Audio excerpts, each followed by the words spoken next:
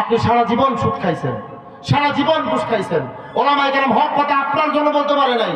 আপনার আল্লাহ যখন আপনি মারা যাবেন, আপনি মারার পরে আপনারা যখন কবরের ভিতরে শোয়ানো হবে, তখন বিসমিল্লাহি ওয়া আলা মিল্লাতি রাসূলিল্লাহ বললে আপনার আল্লাহ মাফ করে দিব? বাবা, এত সোজা, এত সোজা।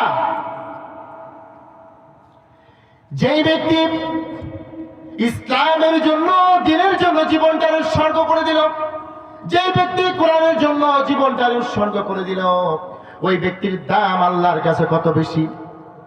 একজন ইমানদারের মৃত্যুর কিছুদিন আগে রহমতের ফেরেশতা আল্লাহ রাব্বুল আলামিন পাঠায় দেয়, আর রহমতের ফেরেশতা পাঠায় দিয়া ওই ব্যক্তিকে আল্লাহ রাব্বুল আলামিন সান্ত্বনা দেয়।